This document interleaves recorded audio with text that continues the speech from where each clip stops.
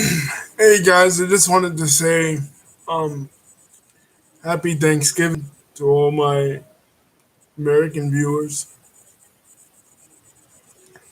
Um, and also, I wanted to give my thoughts, ironically enough, on a show on Netflix that I've been watching about the British monarchy on a day that we celebrate Thanksgiving, a day in history when a group of exiles from a different British monarch, Charles I, um, came to the United States in order to free themselves from uh, that very British monarchy. But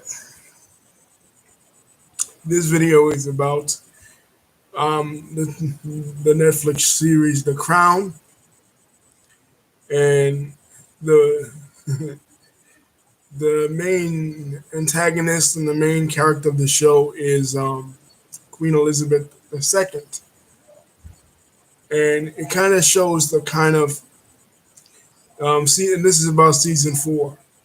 I watched a little bit of the other seasons, but season 4 really caught my eye because it deals with events in the modern day, particularly the 1980s. The late 70s starts in 1979 with the election of Margaret Thatcher to prime ministership, and the tension between herself and Queen Elizabeth II kind of ties in with the Thanksgiving theme. And what I mean by that is, like I said in the beginning of the video, Thanksgiving is essentially an American holiday about the Pilgrims. The Pilgrims were a group of religious rebels that rebelled against King Charles I and royal absolutism. And just like in this show, we see Margaret Thatcher kind of revolting against royal absolutism, particularly in one of the latter episodes that deals with her opposition to economic sanctions in South Africa. Now, what happened back then in those days with regards to South Africa? South Africa, up until 1994, as many people know, had a very unfair, racially segregationist policy towards black South Africans that essentially kept them economically depressed and separated from the white, colored, and Indian population. Kind of like we had here in the United States with Jim Crow, but they called it the apartheid. And we know that the conservative leaning government in Britain at the time, headed by the Iron Lady Margaret Thatcher, was against the United Nations and the Commonwealth of Nations of Great Britain placing economic sanctions on South Africa for their racist policies. So was our country, so was the United States. Ronald Reagan, who was the president at the time, also was against placing economic sanctions on South Africa for their apartheid. So in this one episode, Margaret Thatcher, well, throughout the season, Margaret Thatcher's character continuously tries to undermine um, Queen Elizabeth's character. She battles Queen Elizabeth, and this illustrates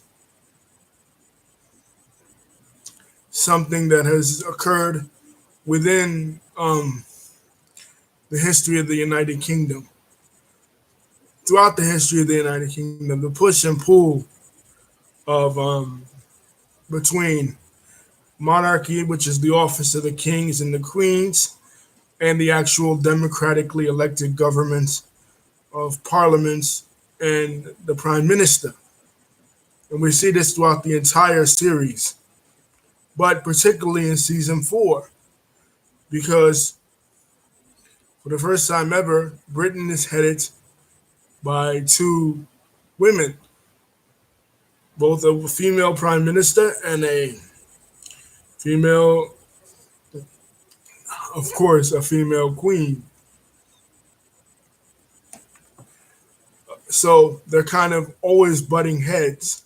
The queen is more liberal in her approach, coming from a privileged royal background, and she has a close relationship with her father. And Margaret Thatcher, also coming from a more working class, conservative or Tory background, also has a relationship, a great relationship with her father, and views her father in sort of a mentor ish type of way. Both women have sketchy relationships with their moms. Margaret Thatcher, this even becomes an issue with Thatcher in the beginning because she favors her son over her own daughter, and both of them are twins. And she views her femininity, her womanliness as a weakness. She tries to suppress emotions at every turn. She's really cold and she's really callous, as opposed to Queen Elizabeth, who was very warm and very gracious at times. Now there is another strained relationship that appears in the series in the middle of it between Queen Elizabeth and um, Prince Charles's wife, Lady Diana, Princess Diana, Diana, Princess of Wales, because of Diana's commoner status that was different than any other royal. And we saw this even in modern history with Meghan Markle. Meghan Markle, um, was notorious, especially in 2017, 2018. I mean, 18 and 19, having a lot of problems with the royal family, even stepping down from her post as Duchess of Sussex and splitting with the royal family, and her and Harry moving to Canada. So there was even that power struggle, even more now. But the one between Diana and Elizabeth was well known, and that's really what this season of The Crown really focuses on, is the clashes between these various women in power: Margaret Thatcher, Queen Elizabeth, and Princess Diana. Because in some ways, both Margaret Thatcher and Princess Diana are kind of jealous of the Queen. They kind of wish they was the Queen themselves. You know, and then there's Camilla, who is the mistress of Prince Charles. He's the one that, she's the one that he really wanted to marry, but she was already married, and having her in the family would disgrace the family name.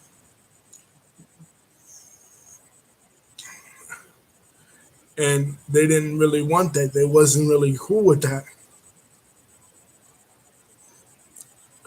So they forced him kind of to marry Princess Diana, who he didn't really love, just as a mere formality,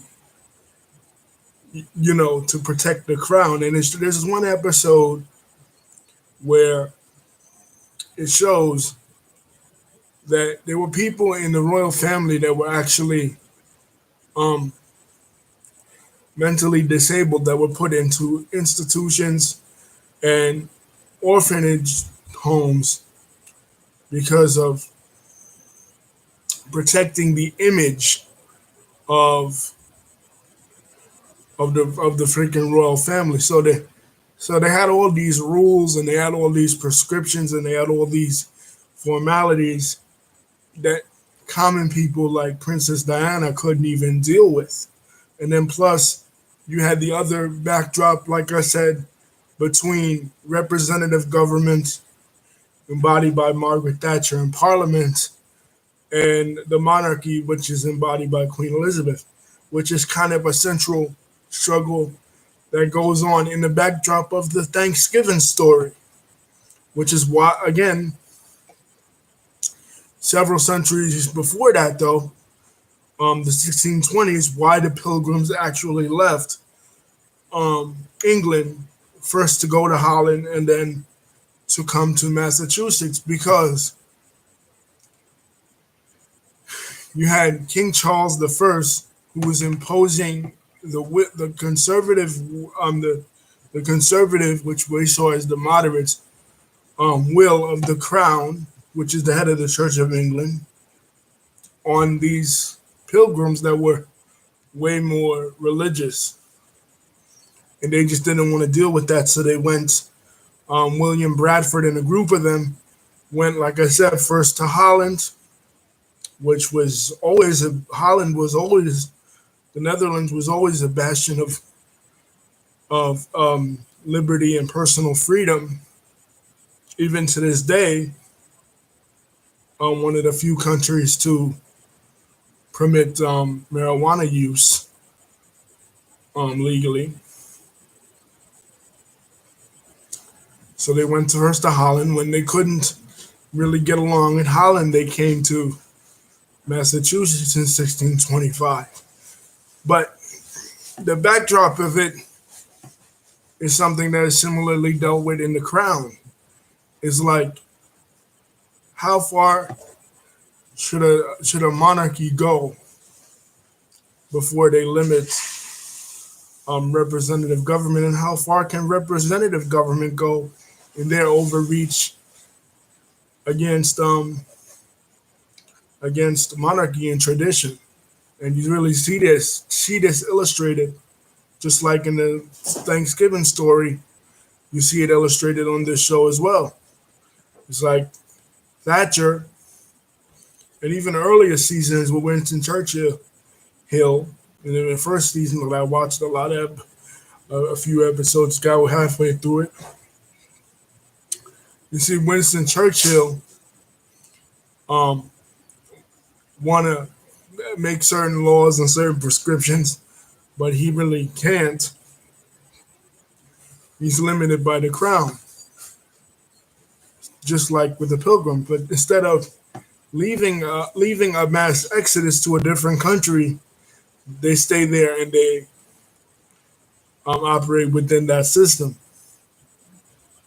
I think that the crown and the monarchy is kind of like stupid. You know what I mean? Like, I know why it existed centuries ago, because every country had one. But after the French Revolution, that kind of became obsolete. But Britain tried to get rid of it in the British Civil War in the late 1600s, but it just wasn't. The guy who pioneered it wasn't that bright, and he failed inevitably. So they went back to the struggle, and you really see the struggle played out on the show. This is a brilliant show.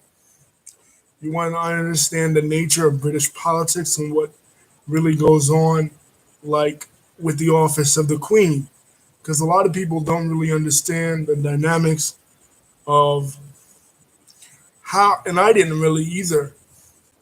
Growing up, I thought the Queen was like, the Queen was in the Middle Ages, like she makes all the rules, she makes all the decisions, and her what she says goes. But then you realize that she has to struggle and she has to negotiate between representative forms of government. Like on the show, And like in the Thanksgiving story that King Charles I had to negotiate. And also being a religious figure, a religious head, the head of the Church of England.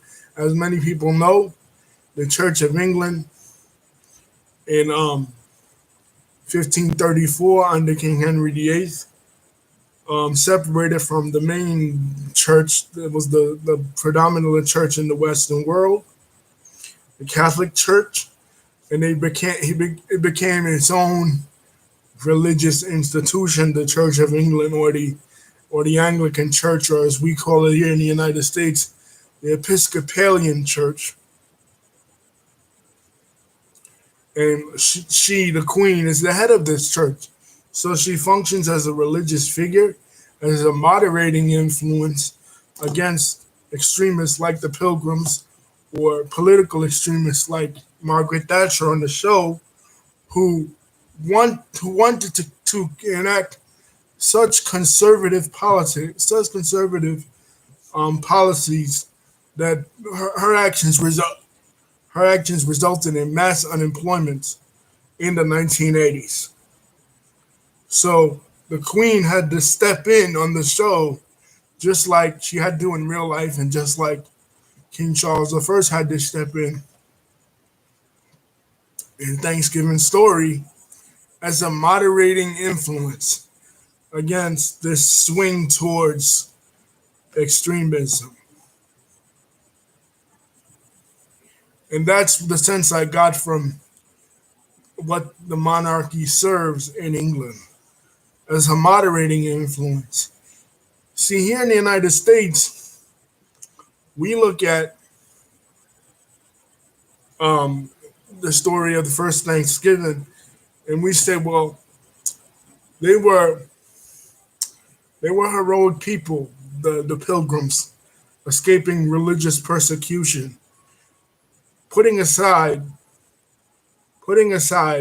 you know, oppression of the Native Americans. That's a separate issue, but that was going on even before the Pilgrims landed on Plymouth Rock. That was going on under the Spanish, under the French, and with the founding of Jamestown in 1607. So that's a separate issue. You know, the oppression of Native Americans was something that had been going on since the time of Christopher Columbus in 1492 under the Spanish.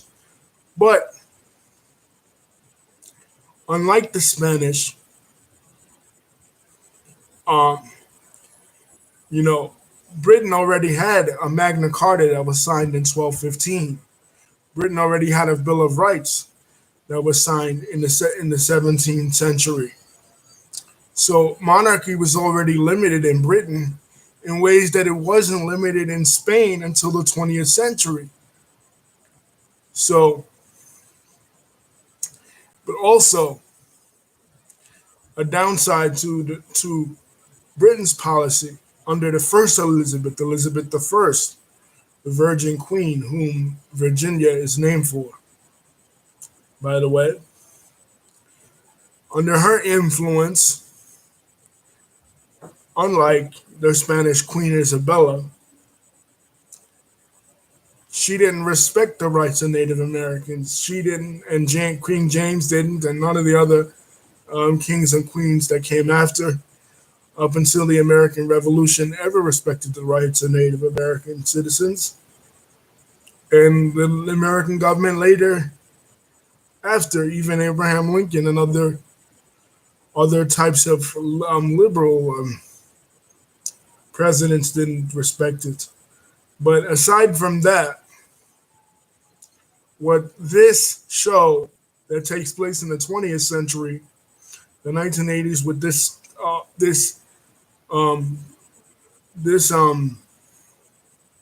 season in particular, and the first Thanksgiving story have in common is the struggle in British society between absolute monarchy and representative governments that I believe came to a head in the English Civil War, but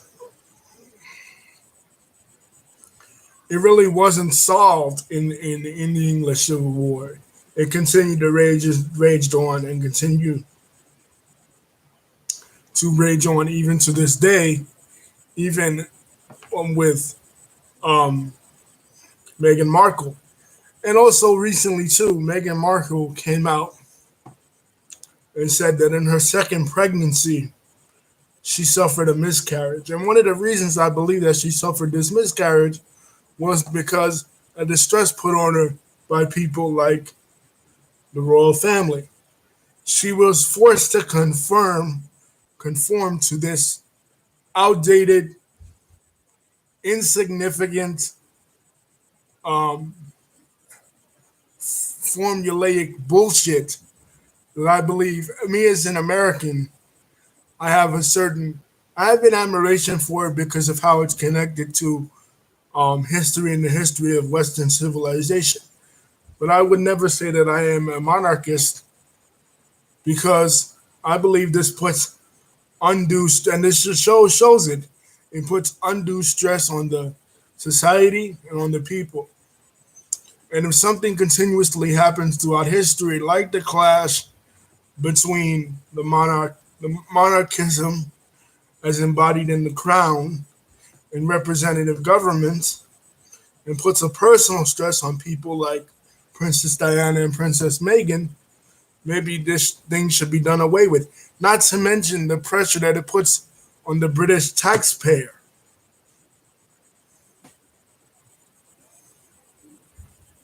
It puts tremendous pressure on the British taxpayer as well. Because the British taxpayer has to finance the lifestyle of these individuals that are complete leeches off of their subjects. And there's an interesting part in the show.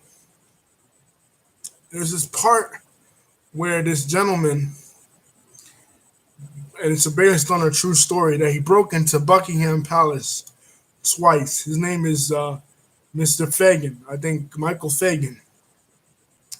And it was in 1982, and he broke into the palace, and he basically says to the Queen, well, you know, Margaret Thatcher, she's out of control with her conservative politics.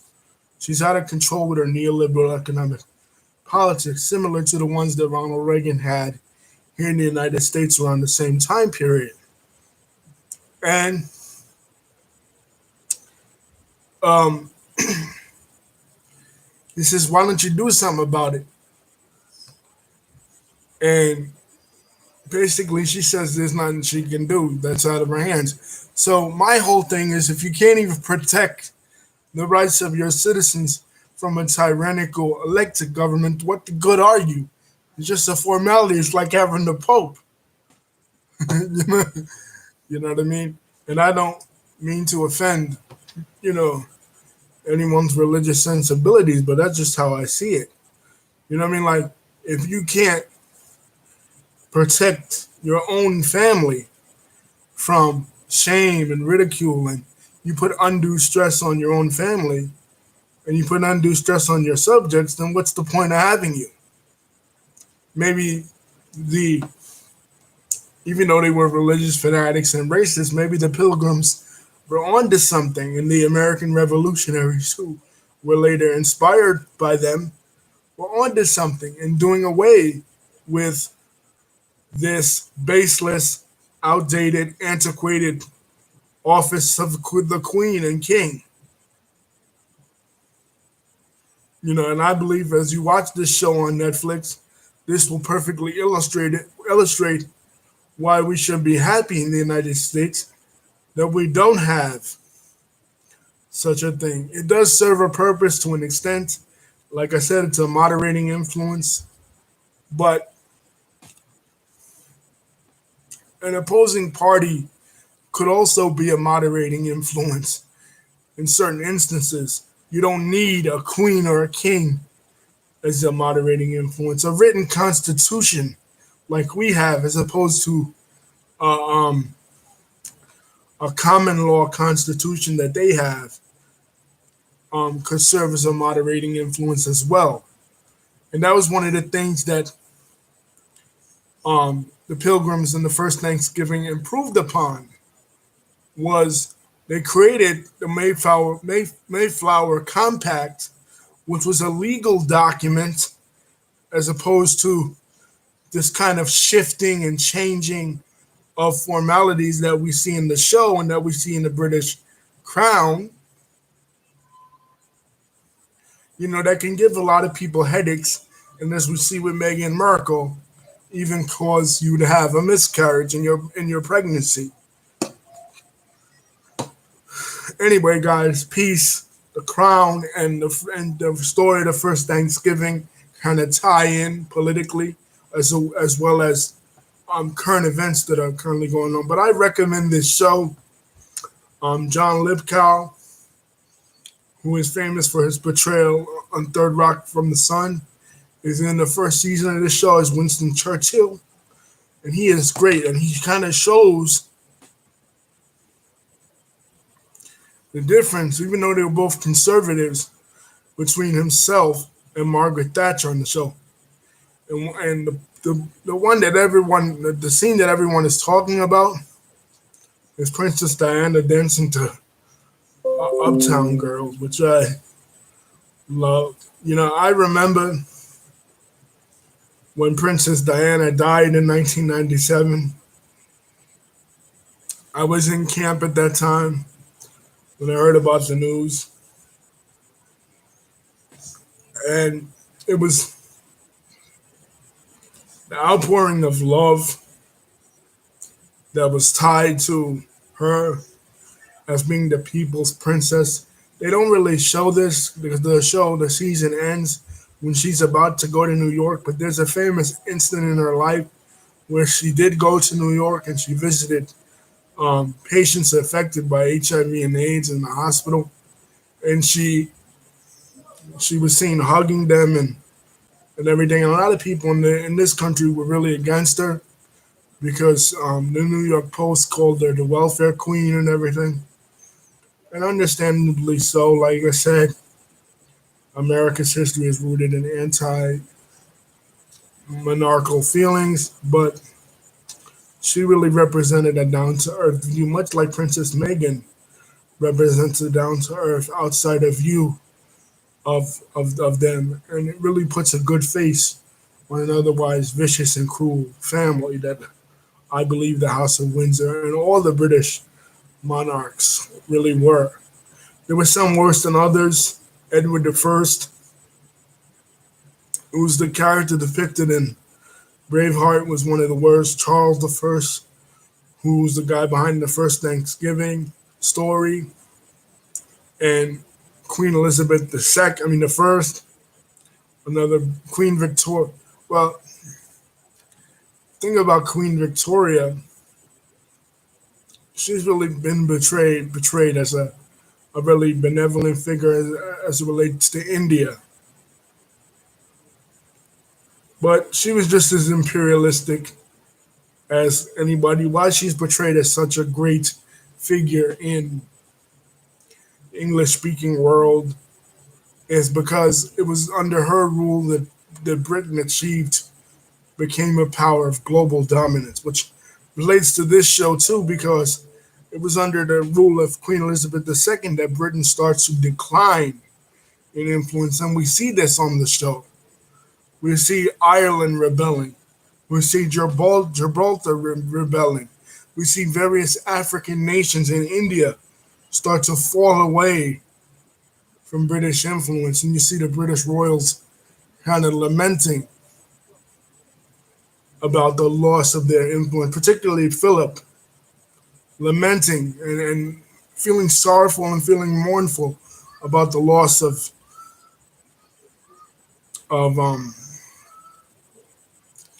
British influence. But this is kind of cool because it kind of shows a world in transition. You even see a scene where President Eisenhower says, "Here is a man sleeping." Anthony Eden, who later became Prime Minister of Britain, is seen sleeping on this bench. And Eisenhower says, "Here's a man sleeping." And he represents the British Empire. that was once the greatest empire of all time, and it became that under Queen Victoria, and ceased to be that under Elizabeth II, as depicted in this show. But anyway, guys, if you want to see the struggle between representative democracy and monarchy played out, if you want to even reminisce about the days of Princess Diana and learn more about her life and the struggles that she's had and how it relates to Meghan Markle, watch this show. I highly recommend it for students of history. Anyway, guys, peace. Again, happy Thanksgiving. I loved how I tied in Thanksgiving, the story of the first Thanksgiving, to this to this show. That wasn't an intended consequence. I just kind of went off in free thought like I always do. Anyway, guys, peace.